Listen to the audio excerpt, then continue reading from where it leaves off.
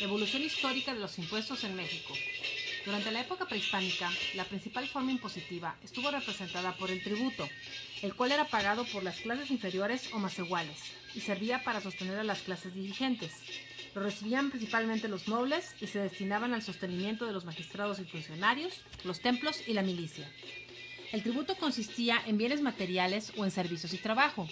Estas tenían carácter fundamentalmente colectivo y consistían principalmente en maíz, frijol, cacao, algodón, frutos, peces y otros animales. Al llegar la conquista española, el tributo prehispánico no sufrió grandes modificaciones. Se fue acomodando a las normas europeas en forma gradual, de tal modo que durante el siglo XVI, este seguiría manteniendo sus principales características. Durante la época de la conquista se establecieron nuevos tributos, directos como la moneda foránea o indirectos como el portazgo, derecho de tránsito, pontazgo, peaje y barcaje, derecho de embarcar, entre otros. La figura más importante del impuesto en la época de la colonia fue la alcábala, la cual era una renta real que se cobraba sobre el valor de todas las cosas, muebles, inmuebles y semovientes que se vendían o permutaban. A partir de 1571 se comienzan a otorgar exenciones sobre ciertos artículos de consumo masivo, tales como maíz u otros granos y semillas. Para el resto de los bienes sí se pagaba alcábala, siendo esta por lo general del 6%. El sistema tributario desde la independencia hasta la Revolución. Al lograr su independencia, el sistema hacendario de México fue muy similar al que regía en la Nueva España. Seguía favoreciendo a las clases ricas por encima de las pobres. Durante el siglo XIX existieron impuestos que afectaban solamente a ciertas industrias como lo son la de los hilados y tejidos, tabacos y alcoholes. México vivió un período de gran desorden político, económico y social en estos primeros años de vida independiente, lo cual ocasionaría a su vez un gran desorden fiscal. Durante el periodo de reforma, la política fiscal juarista tuvo como fundamento introducir reformas que fortalecieran la economía del país basada en una constitución netamente liberal, aboliendo las tarifas que encarecieron los artículos extranjeros y eliminando los gravámenes sobre exportaciones que dañaban a la producción nacional. Se decretó la supresión de los impuestos a la minería, la libre exportación de la plata y la recuperación por el gobierno de las casas de moneda dadas en arrendamiento.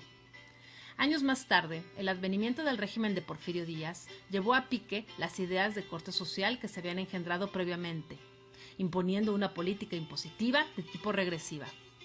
Uno de los principales personajes que abogaron por un sistema fiscal más justo fue Ricardo Flores Magón, quien señalaba que existía una terrible desigualdad entre capital y trabajo. Durante el gobierno del presidente Plutarco Elías Calles se dio el primer paso para adoptar el impuesto sobre la renta. Durante la Revolución Mexicana no se hizo ningún cambio fundamental al sistema tributario, sino más bien se optó por conllevar el sistema porfirista de tipo regresivo. El sistema tributario posrevolucionario. A partir de la Revolución de 1910 y su sustento en la Constitución Política de 1917, el sistema tributario se modernizó en gran medida a lo largo del siglo XX. Durante las décadas de 1940 y 50, era claro que el sistema tributario mexicano presentaba problemas, fundamentalmente porque los ingresos tributarios eran muy bajos. De hecho, se encontraban muy por debajo del nivel de otros países de similar desarrollo como Cuba, Chile, Ecuador y Venezuela. En las décadas de los 40 a los 70, el factor común fue el estancamiento de los ingresos tributarios respecto a los ingresos totales, por lo que se hizo necesario en los años del 48 y 49 realizar diversas reformas fiscales a fin de lograr mayor equidad en el sistema fiscal. Durante el sexenio de Luis Echeverría, se implementaron medidas que pretendían perfeccionar la integración de la base del ISR empresarial, así como la elevación de la tasa del ISR personal. Se elevó la tasa del impuesto federal sobre ingresos mercantiles, se incrementó la tasa que afecta a los ingresos de Pemex y se creó un nuevo impuesto para el consumo de gasolina.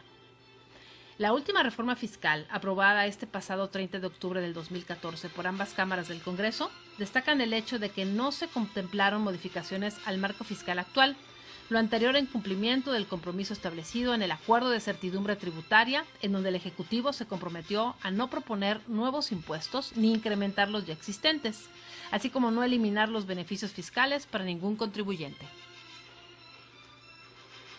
Created using Powtoon.